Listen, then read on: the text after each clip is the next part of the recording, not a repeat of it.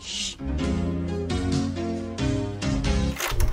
Oh, un film. Dans cet épisode, je vais vous parler du film The Truman Show, sorti en 98, réalisé par Peter Weir, avec dans le rôle principal, Jim Carrey. Un film qui critique la télé-réalité et la télé en général.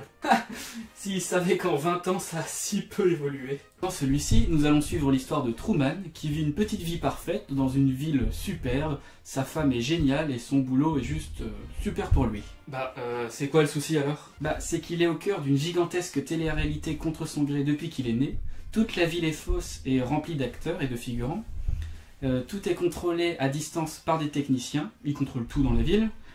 Et il est le seul qui n'est pas au courant de ça. Ah ouais, ils ont poussé le délire loin là quand même. Mais je suis sûr que ça rapporterait quand même un max de thunes, un truc comme ça en vrai. Ouais, j'ai appelé les droits de l'homme et ils sont pas trop pour en fait. Tout se passe bien dans sa vie jusqu'au moment où il se rend compte qu'il se passe quand même des trucs assez étranges, comme le fait qu'on l'empêche catégoriquement de sortir de sa ville. Jusqu'à même prétendre une fuite chimique à la sortie de celle-ci. Il a qu'à partir par l'eau en nageant. Et il ne peut pas non plus, car les scénaristes de l'émission ont fait prétendre la noyade de son faux père pour créer un traumatisme chez lui. Et puis même, il est à l'intérieur d'un gigantesque dôme, donc il peut pas s'échapper dans tous les cas. Une télé-réalité où on séquestre ses candidats jusqu'à les rendre fous. Mais c'est totalement irréaliste. Et tout ceci est diffusé H24 en direct, en caméra cachée, sur une chaîne de télévision qui est entièrement dédiée à la vie de Truman, le Truman Show. Une télé-réalité où on diffuse la vie personnelle des candidats?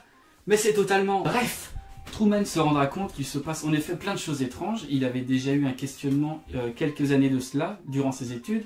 Il était tombé amoureux d'une jeune figurante qui voulait tout lui révéler, mais la production refusait catégoriquement ça, évidemment.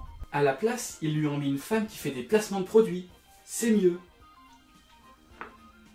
Il est vraiment excellent ce produit de la gamme Badois, car oui, la publicité fera partie intégrante de sa vie, jusqu'à même ce que sa femme présente des produits au milieu d'une discussion, et ce que des amis à lui le plaquent contre un mur présentant une affiche publicitaire pour avoir une belle image auprès des caméras.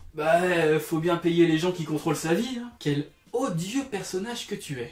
Les réalisateurs, eux, voudront toujours pousser le délire encore plus loin, jusqu'à contrôler chaque petite parcelle de sa vie, ses relations, sa vie amoureuse, tout ça. Mais Truman, lui, en aura un petit peu marre, et il voudra quitter tout ça, alors qu'il a vécu en sécurité dans un monde, entre guillemets, parfait, durant toute sa vie. Le dilemme, soit on contrôle ma vie, soit je suis libre. Ah là là. Donc pour résumer, The Truman Show est à mon avis un excellent film où Jim Carrey s'éclate totalement dans son rôle. C'est une véritable critique de ce que la télé produit et continue de créer de pire. C'est-à-dire des émissions où on s'immisce de plus en plus dans la vie des gens pour que les ménages consomment un maximum. Ce produit de la marque JBL est vraiment excellent. Bref, regardez-le et vive le cinéma.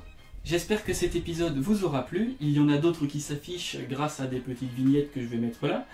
Et le plus important, partagez cette vidéo si vous l'avez appréciée et je vous dis à bientôt.